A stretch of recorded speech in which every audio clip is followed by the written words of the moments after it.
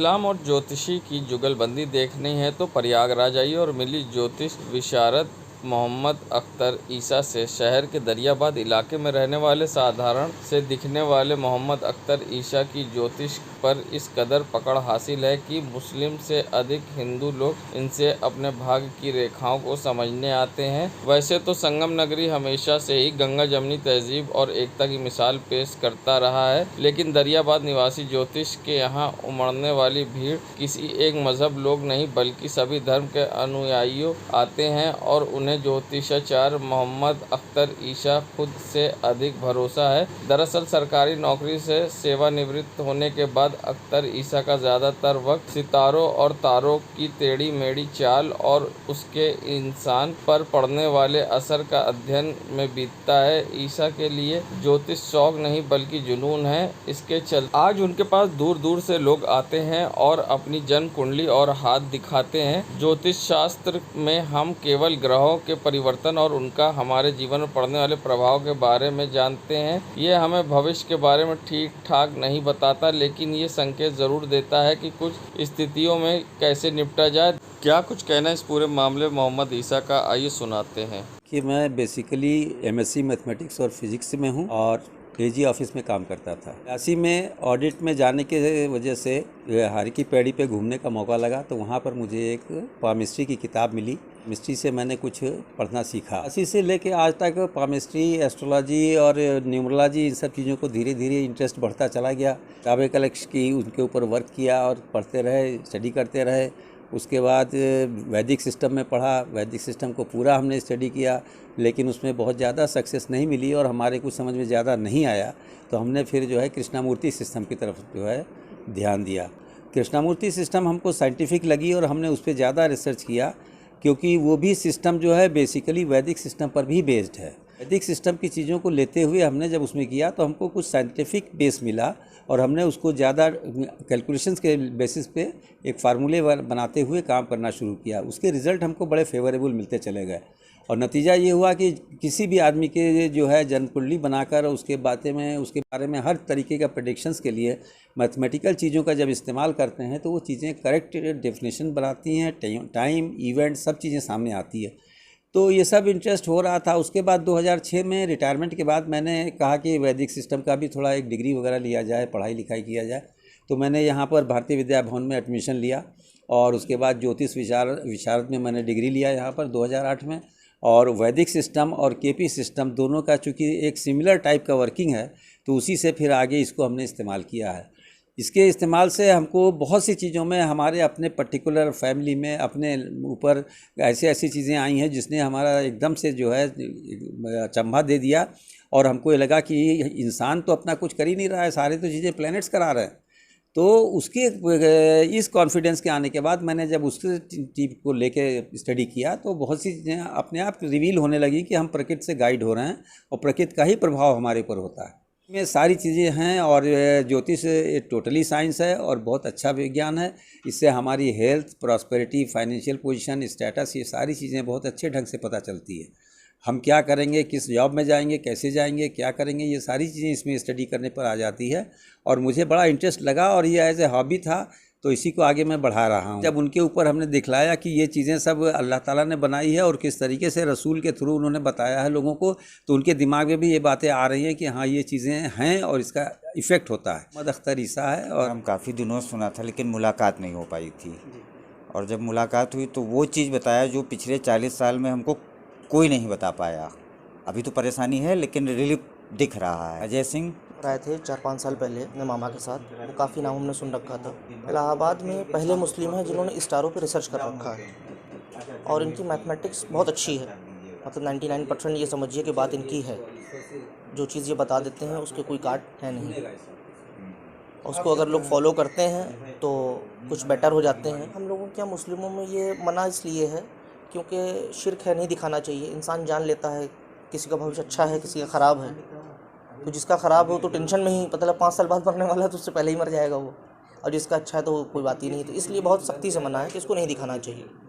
बाकी हम हर चीज़ों को मानते हैं और हर धर्म के लोगों के पास जाते हैं, आते हैं बहुत लोगों से हम मिले, निकाल कर, की बातों पे अगर फॉलो करते हैं तो उसका रिजल्ट मिलता है। जहां पेट्रोल 100 के पार और एलपीजी 1000 के पार हो गई है, ऐसे में डीजल के भी दाम बढ़े हैं और लोगों को परेशानी का सामना करना पड़ रहा है। बढ़ती महंगाई के मुद्दे पर अब कांग्रेस के नेता इरशाद उल्ला ने सीएनजी के दाम बढ़ने पर सरकार पर निशाना साधा है और उन्होंने क्या कुछ कहा है महंगाई के मुद्दे पर, आइए सुनाते हैं आपको।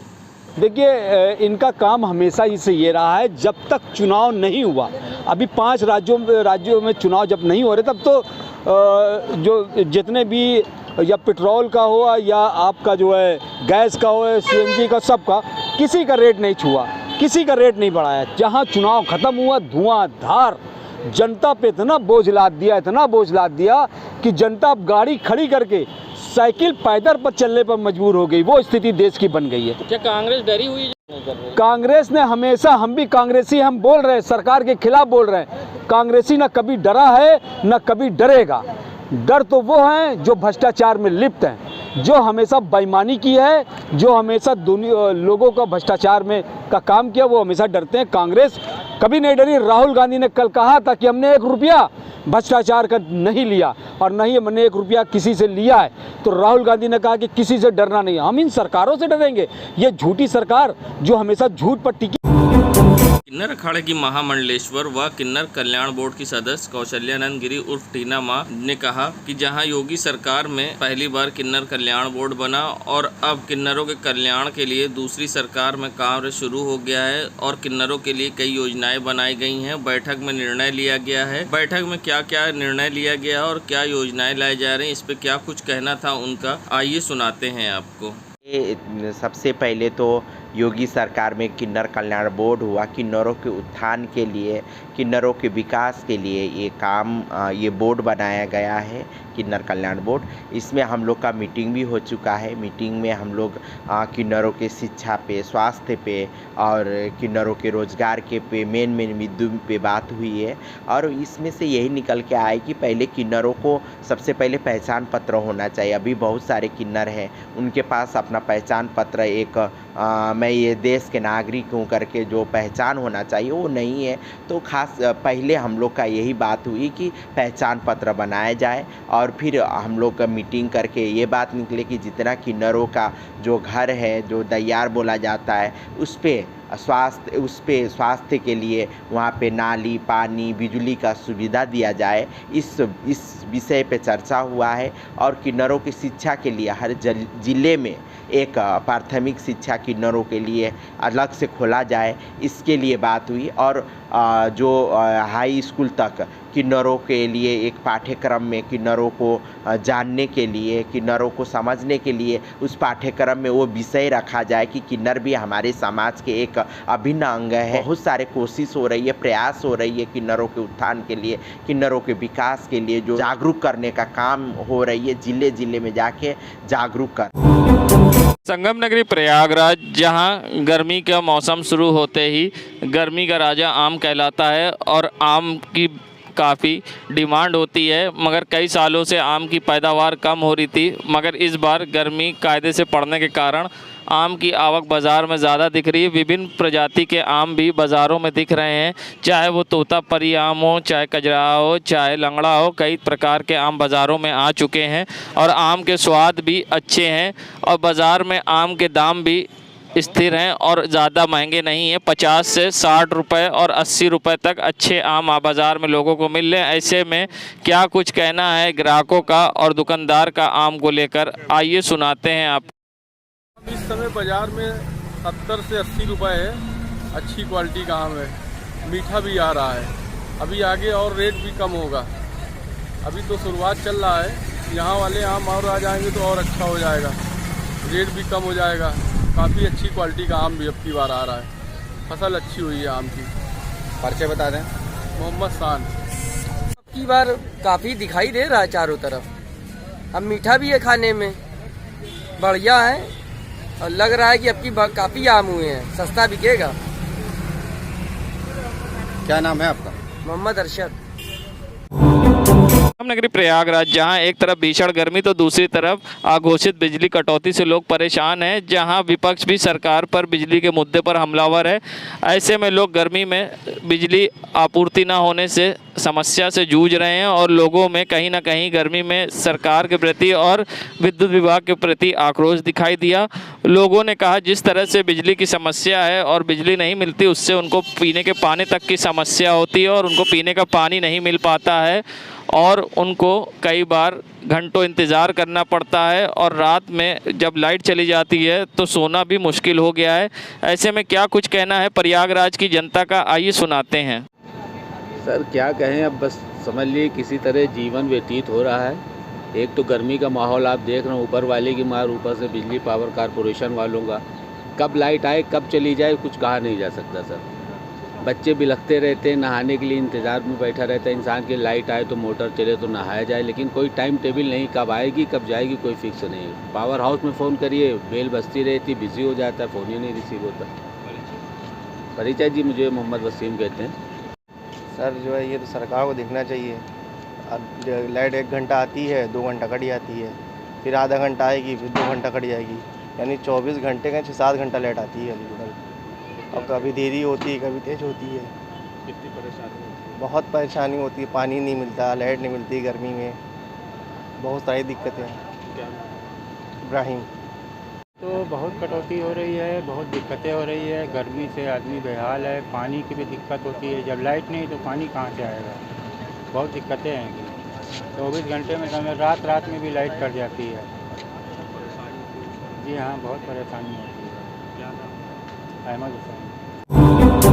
नगरी प्रयागराज में जहां कोतवाली थाना अंतर्गत बताशा मंडी में एक व्यापारी का उसके नौकर ने 4 लाख रुपए को लेकर रफू चक्कर हो गया, जिसका पूरा मामला वहां लगे सीसीटीवी कैमरे में रिकॉर्ड भी है। व्यापारी ने नौकर के खिलाफ कोतवाली थाने में मामला दर्ज कराया है। पूरा मामला बताशा मंडी का है, जहां किराने मसाले के व्यापारी राजीव जायसवाल के यहाँ रमेश सोनी नौकर काफ़ी दिनों से काम कर रहा था, जिससे व्यापारी ने 4,20,000 रुपये बैंक में जमा करने भेजा था और साथ में एक सहयोगी को भेजा था।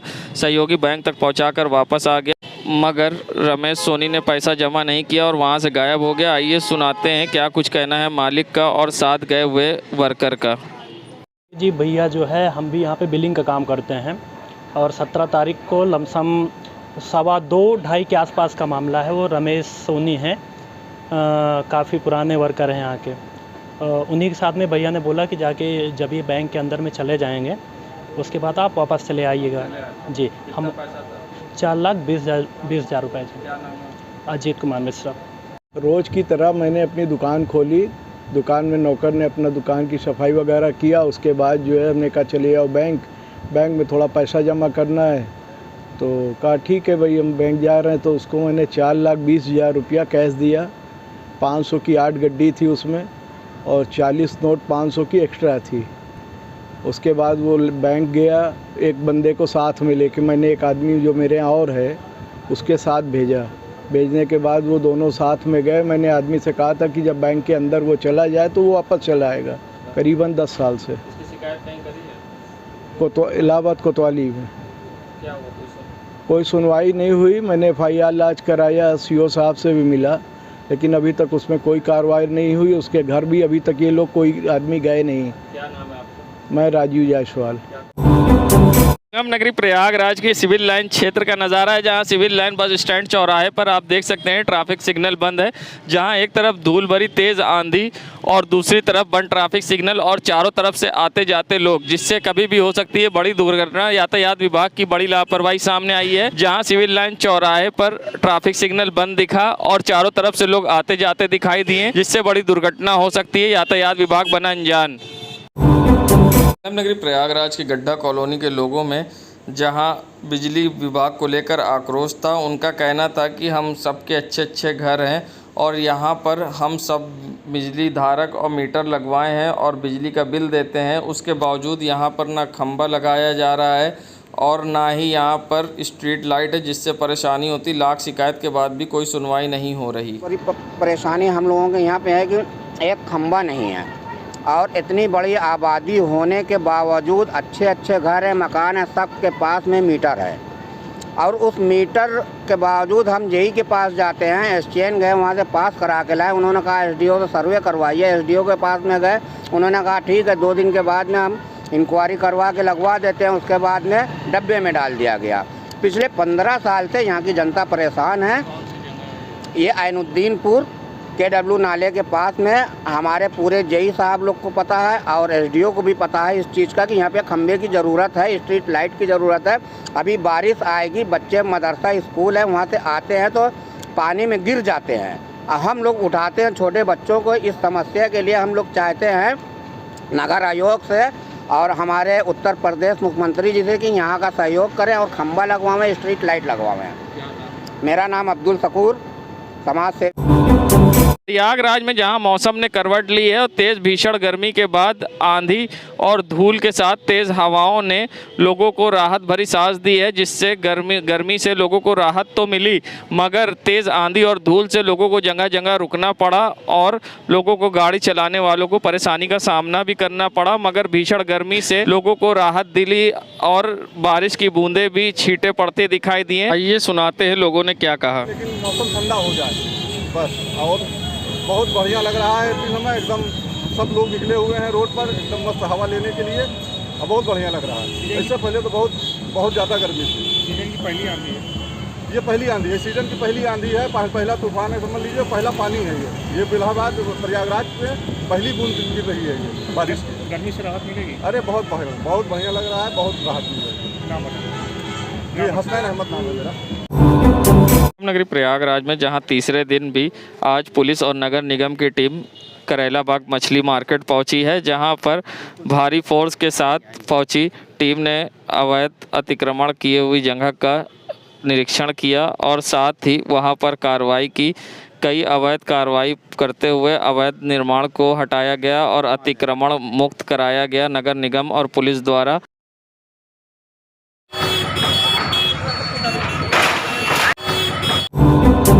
नगरी प्रयागराज के थाना जॉर्ज टाउन का मामला है, जहां पर अमर्यादित आचरण करने वाले उप निरीक्षक को भेजा गया जेल। बता दें एसएसपी प्रयागराज ने जहां महेंद्र निषाद उप निरीक्षक को महिला आरक्षी के साथ अशोभनीय अमर्यादित आचरण करने के मामले के खिलाफ कड़ी कार्रवाई की गई। महिला आरक्षी ने लिखित शिकायत सौंपी। शिकायत को ध्यानपूर्वक पढ़ा गया और महिला की आप बीती सुनी गई। शिकायत की गंभीरता के मद्देनजर तत्काल FIR दर्ज कार्रवाई करने का आदेश दिया गया। भारतीय दंड विधान और SC/ST एक्ट के सुसंगत धाराओं में मुकदमा दर्ज कर आरोपी को जेल भेजा गया। महिला संबंधित अपराधों के किसी भी दोषी किसी भी सूरत में कतई बख्शा नहीं जाएगा, चाहे वह किसी भी दल, बल या संगठन से ताल्लुक़ रखता हो। बता दें उप निरीक्षक महेंद्र चंद निषाद द्वारा महिला आरक्षी से अशोभनीय हरकत को लेकर SSP प्रयागराज ने भेजा जेल। अपने क्षेत्र की छोटी बड़ी खबरों को देखने के लिए डाउनलोड करें पब्लिक वाइब ऐप।